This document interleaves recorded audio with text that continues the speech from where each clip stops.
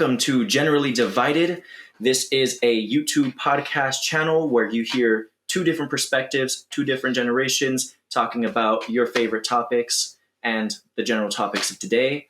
Today we are talking about Marvel movies versus Marvel games. I am Marco, or Gen Z guy. And I'm Daniel, representing for all us Gen X Zennials out there. So today we're going to talk about Marvel games and the gaming universe versus the MCU, the Marvel Cinematic Universe. So, very good. Well, take it away. All right. So first up, we have Marvel Game Universe. For me personally, that is already really big. I mean, there isn't a person alive probably that hasn't heard of some degree of Marvel and their games. Honestly, they are right now doing really well. And of course, there's the Marvel MCU. We have tons of movies under their belt right now.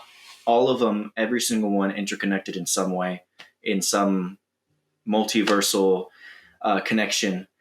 And right now, we're going to take sides. So my side is personally the video game universe. They really touched on comic books.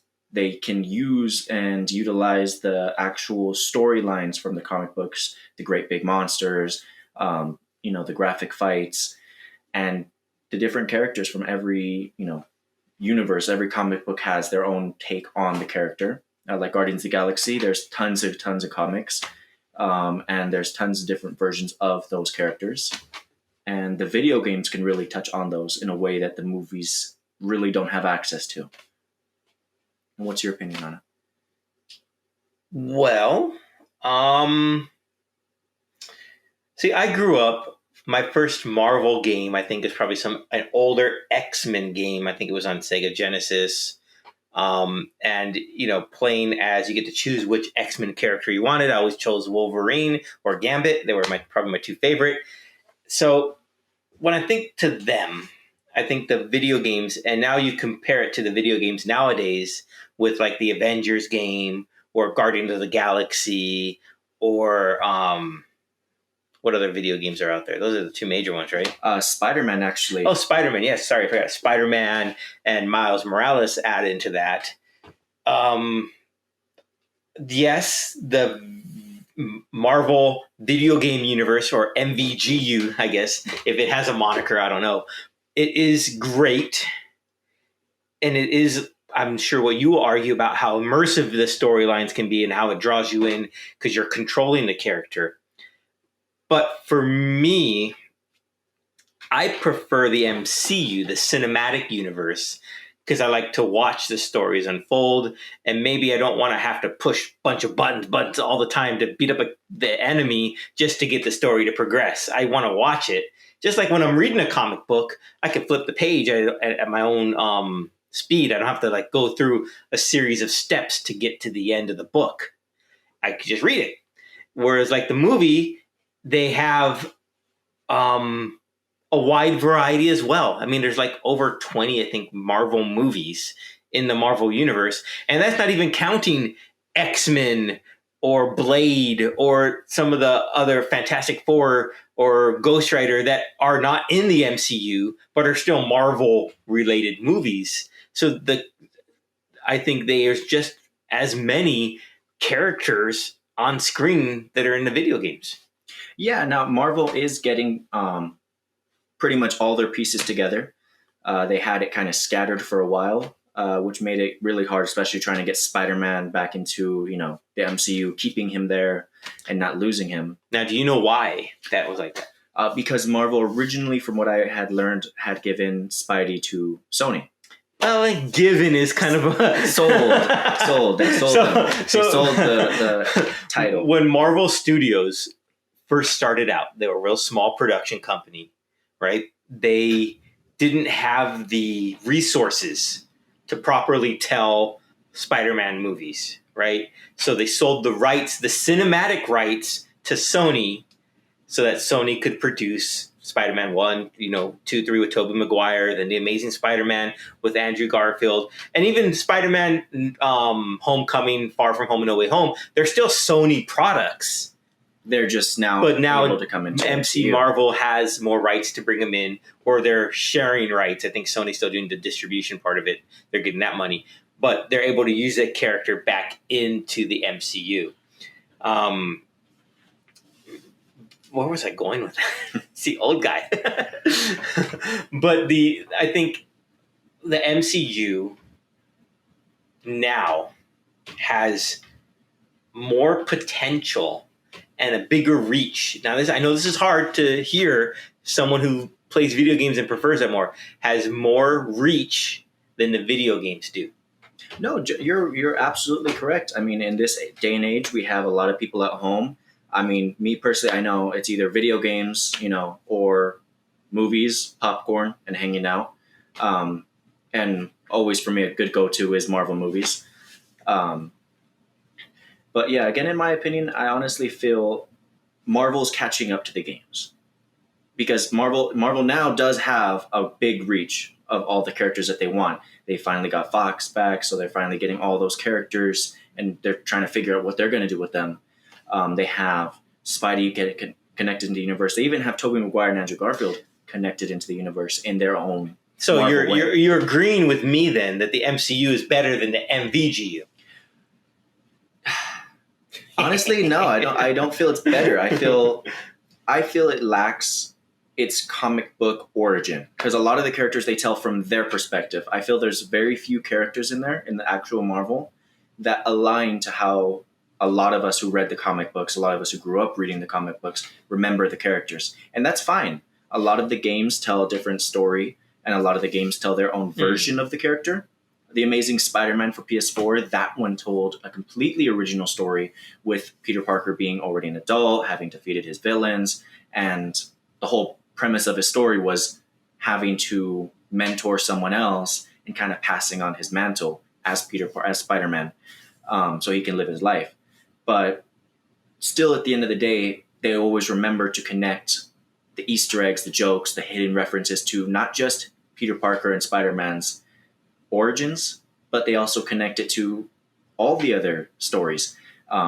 Even before the Avengers was a thought in the games, before they had a game, Spider-Man was already referencing him way back when The Amazing Spider-Man for PS4 came out.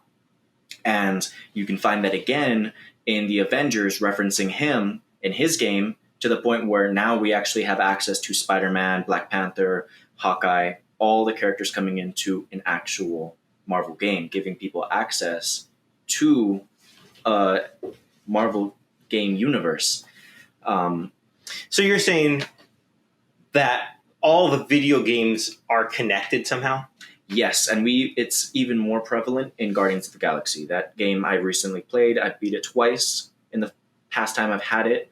And it is connected. Spider-Man, the Avengers, everything Marvel to some degree is connected into this latest game, which is a Marvel game, and it is canon, if you guys want to put it that way, to all the other games. And it laid it very thick and very out in the open. They weren't teasing it. It was just they plain out said it. They're all connected in some form or way. And whether it be a different Marvel game that has different characters, different looks, they're connected too. Just a different universe. So I guess now, like Marvel movies, which are tapped by different directors and writers to write, but they're giving I'm sure they're giving like an outline. Okay, it has to connect this somehow to these other movies, right? So they can't just go do whatever they want. It has to connect. They have connection points that have to be made. Do you think that's being done with the different production houses that make these video games? Yes, to some degree, I do feel it is, especially when we hear callbacks to those other characters or callbacks to other universe games. I really feel like those parts are set in stone. They're scripted as this has to be that part. But it does it in a way that does flow. Marvel movies, they do it phenomenally. It's amazing how they really connect their movies. Mm-hmm. But I feel video games have a lot more freedom to do the things they want to do with the game characters, with the monsters that they fight, it's a lot easier to see a comic book fight in a video game as opposed to a movie, because in a movie you have the production, you have the CGI, the quality of the CGI. I mean, everything. With a movie, it does get dogged on really hard if the CGI is not up to par, if the characters aren't acting a certain way. In a video game, it's easier to get them to act a certain way because you can edit them, you can move them, you can change them.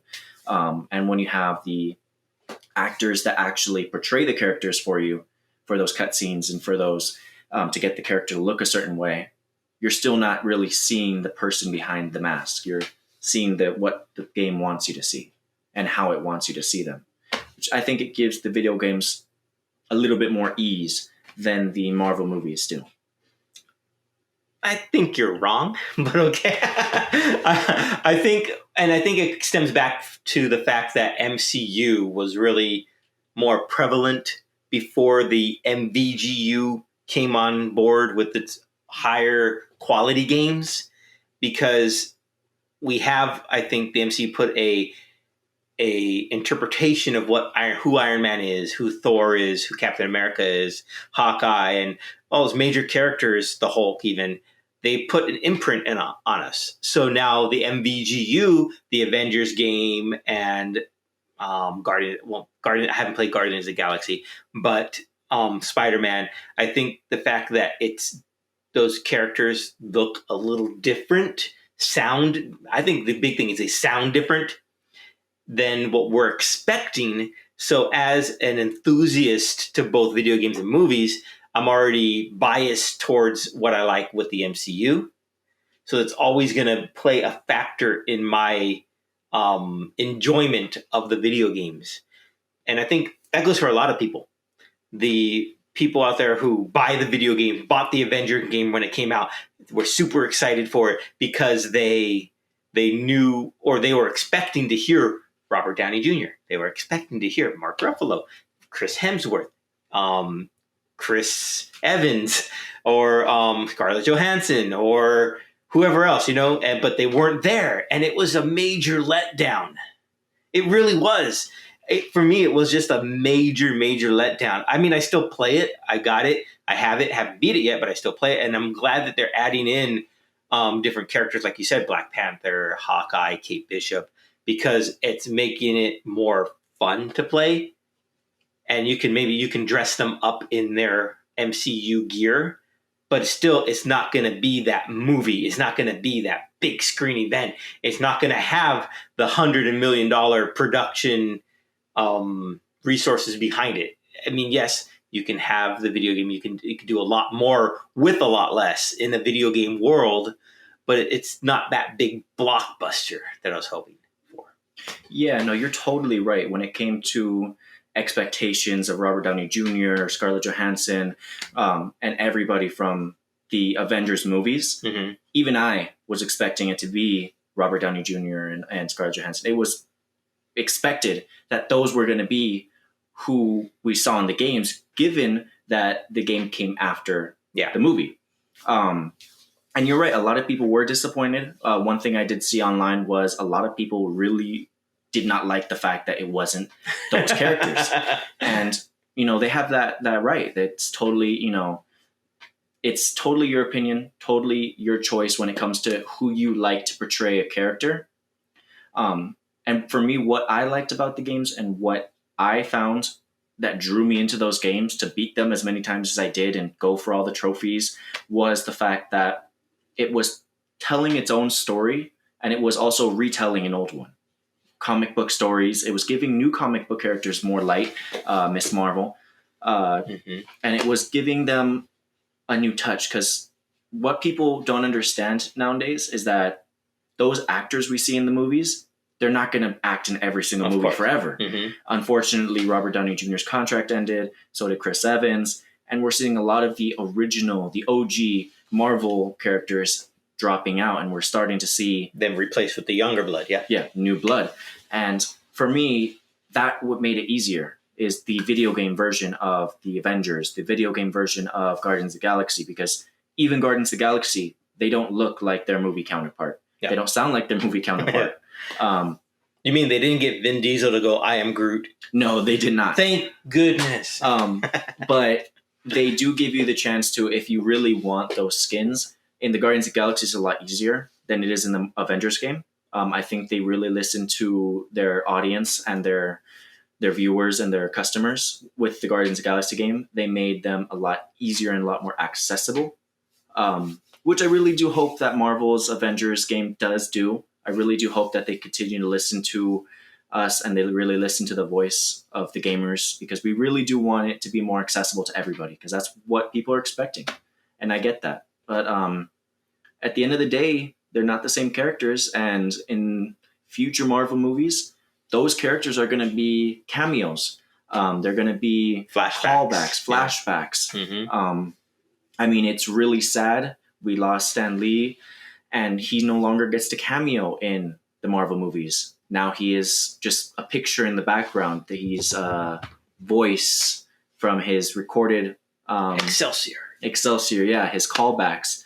Now they're just in the end credits, or hidden Easter eggs in the back pictures, because they can't get him. And they even tried doing a stand-in for Stan Lee, which I really know a lot of people did not like. I don't remember which Marvel movie it was. I know it's a recent one. Interesting. Okay. They did a stand-in for Stan Lee to try and get that cameo back, to try and get that feel back, because he's, that's his thing. He's always in Marvel movies. Every single one. Mm-hmm. Every single one. And I actually made it a goal of mine to watch every single Marvel movie to try and spot Stan Lee. It was not easy. But yeah, it's honestly, it's the way that the story goes that really matters. The Marvel games, they tell a great story, and I feel they give a fresh perspective on something that's been told, like the Avengers, Spider-Man, Miles Morales. They give us a fresh chance to see something new. That's true. I mean, I will say, when the Avengers, with the whole AIM company or corporation, when you have to defeat them and whatnot, I think that's a different perspective, because we haven't seen them in the MCU yet. I will say this, and I'll end with this. When Wolverine video game comes out, and if it's as good as the brief teaser trailer I saw of it, I will change my opinion, because that game looks fantastic. And the good thing I think of this is that I have no expectation for the actor who's going to portray or voice Wolverine, because I know Hugh Jackman ended with Logan.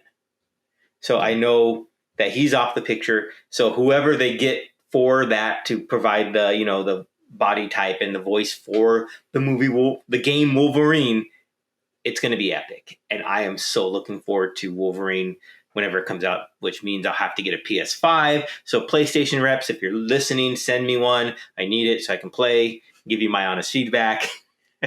We will review it for you. So everyone out there, if you finish watching this video, leave us a comment in the comment box. Let us know what you prefer, whether it be MCU or MVGU. Follow, share, and we will see you all next time.